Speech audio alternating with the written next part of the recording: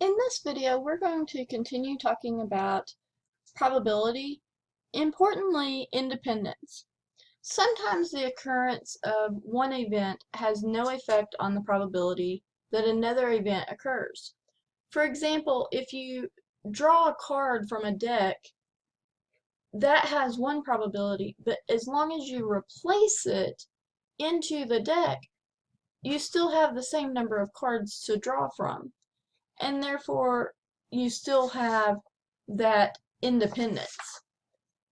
Sometimes you do not, like if you were to keep that card out, that would be where they are dependent on each other. Now don't confuse independence with mutually exclusive. Independence just means that they have no bearing on each other. Mutually exclusive means that they cannot happen at the same time, meaning you cannot be classified as a junior and a sophomore at the same time, that type of thing. So let's look at an examples here, and we want to state whether these events are independent or dependent. So first of all, looking at tossing a coin and drawing a card from a deck. Your question is, where if I toss the coin and get the results there, does that change what happens whenever I draw a card from the deck? Well, no, because it's two totally separate items, and therefore these two things are going to be independent of each other because you are taking two separate items there. Now, drawing a ball from an urn, not replacing it, then drawing a second ball. So here we have a case of, let's say we've got 10 balls in an urn. Okay, so we've got 10. We take one of those out. Now we have to look at, did we replace that ball or not? Because most of the time the balls each have a 1 in 10 chance of being drawn in this first urn. Well, if we don't replace it, now we only have 9 balls left. And so every ball has a 1 in 9 chance of being drawn. So these two things, since it does change our probability for the ball, because here a ball had a 1 in 10 chance of being drawn, now it has a 1 in 9 chance of being drawn. So these two events are dependent. When you do not replace something, such as a card or a ball or anything like that, to the deck or whatever you're drawing from, then it does become dependent because it changes how many you have to choose from. Smoking excessively and having lung cancer. So the question here is, does smoking have any bearing on the possibility of having lung cancer?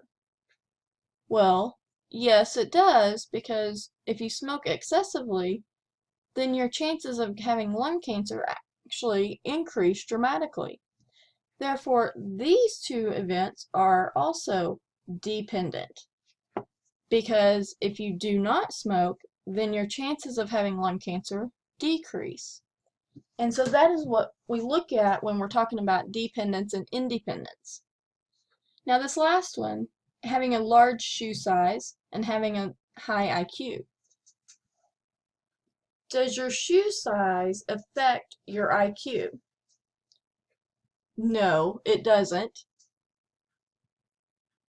So these two things are independent of each other, because shoe size has absolutely no bearing on your IQ.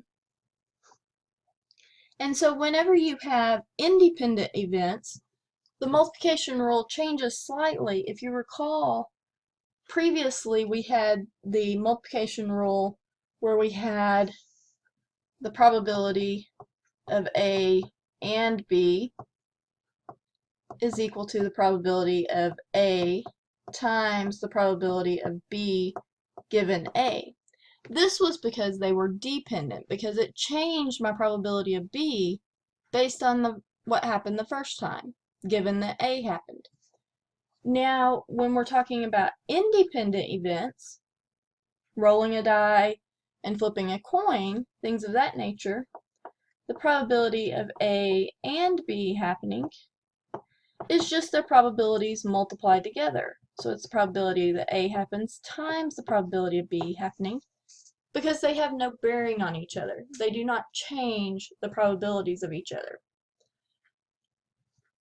And also in this case, you can have more than two events going on at one time. You can have drawing a card, flipping a coin, rolling a die, and find the probability of each one of those. And so you can have the probability of A and B and C, and you can even continue that if you wanted to, because the probability would just be probability of A times the probability of B times the probability of C happening. So let's look at an example of this.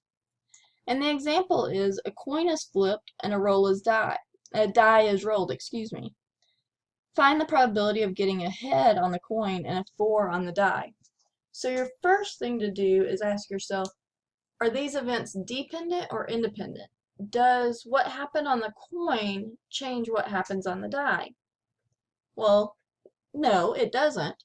So the probability of getting a head on the coin and getting a 4 on the die is just going to be the probability of getting a head times the probability of getting a 4.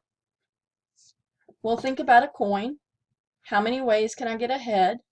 I can get a head one way out of 2. And the probability of getting a 4 on the die is 1 out of 6. So the probability of getting a head and a 4 is 1/12, or if you do it in decimal form, it's going to be 0.0833.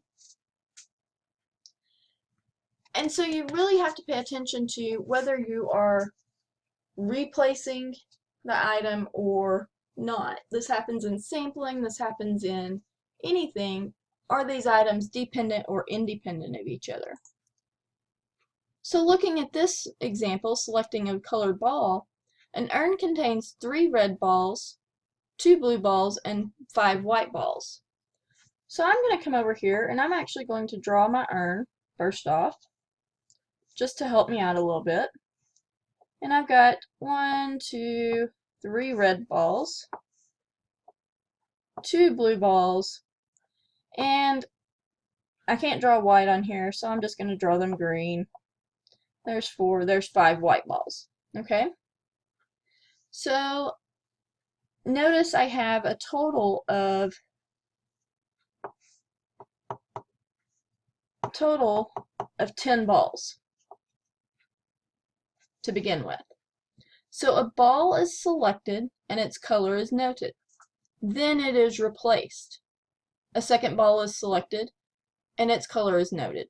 So your question to yourself is, when I draw the second ball, do I still have 10 balls in my urn? Yes, I do. So these are independent events. So I want to find the probability of drawing a red ball, then a white ball. So that's the probability of getting a red times the probability of getting a white. So getting a red, I have 3 out of 10 chances. And getting a white, I have 5 out of 10 chances. And so I do this multiplication, I get 15 out of 100, or 0.15. And so this one is still an independent event. Let's look at this one, where we still have our urn, where we have 3 red balls, 2 blue balls, and 5 white balls. Okay, this time a ball is selected and its color is noted. The ball is not replaced. So on my first draw, I have 10 balls. On my second draw, since I don't replace it, I'm only going to have 9 balls to choose from. Okay. Find the probability of selecting a red ball and a white ball. Okay. So in my first chance, I'm going to select a red ball. It's going to come out. So in the second urn, where I'm selecting twice, I'm only going to have 2 red balls, 2 blue balls, and I'll still have all 5 of my white balls. And I want to select a white ball to come out. So the probability here, whenever I'm looking at the probability of getting a red ball, that's, for my first draw, that's going to be 3 out of 10. But in my second case, notice now I only have 9 balls. And I'm wanting to draw white. I still have 5 of those to choose from. So it's still 5, but it's only out of, not 90, but it's out of 9. So I get 15 out of 90, which is going to give me 0.1667 as my probability for selecting a red, then a white, whenever we're looking at not replacing the ball. So notice how my denominator changes. Sometimes my numerator will also change, because if I wanted to select a red ball, then another red ball, my numerator would also change, because I would only have 2 red balls to select from in the second session. And so we have to look at these items carefully, draw you a picture if it's possible, and see. Okay, now we want to look at and talk about what happens whenever we're looking for an at least one. This is where we want to use complements. And whenever I'm talking about complements, this is meaning the opposite of it. So whenever we want to know the probability that something happens, the complement is the probability that that item does not happen. One thing to note is that all probabilities have to add up to 1. And so the probability of a complement is going to be 1 minus the probability that it happens. So let's look at this office. It has 3 smoke detectors. In case of a fire, each detector has a probability of 0.9 detecting the fire. If a fire occurs, what is the probability that at least one detector detects it? Well, there's multiple ways that this can happen. One way is that one detector can detect it. Let's see, how can I write this? So one detects it, the others fail to detect it. Another option is for the first one to detect it, and the second one to detect it, and the third one fail.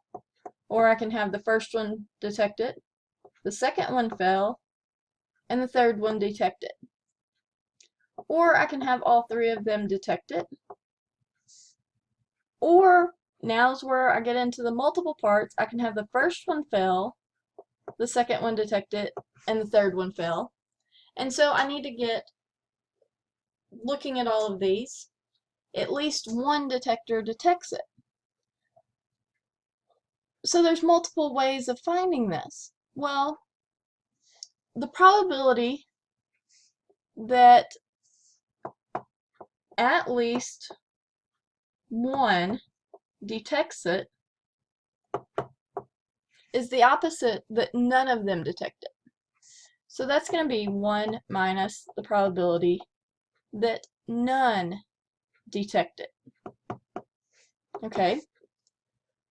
Well, that means I have 1 minus the probability that the first fails times the probability that the second fails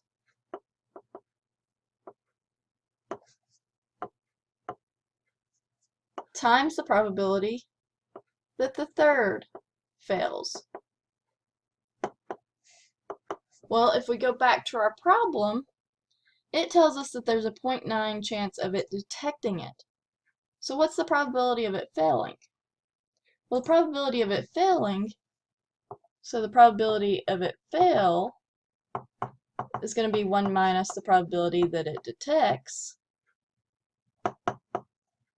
And so the probability that it fails is equal to 1 minus 0.9, which is 0.1. So now down here, I have 1 minus the first one failing, which is going to be 0.1. The second one failing also has a 0.1 chance. And the third one failing also has a 0.1 chance of failing. This is the same thing. Notice all three of these, 1 minus 0.1 to the third power. So that's 1 minus 0.001, or 0.999. So there's a 0.999 probability that at least one of these smoke detectors will detect the fire. And a lot of that is because they have such a high probability of detecting the fire individually anyway. Try some of these problems, and if you have questions, please let me know.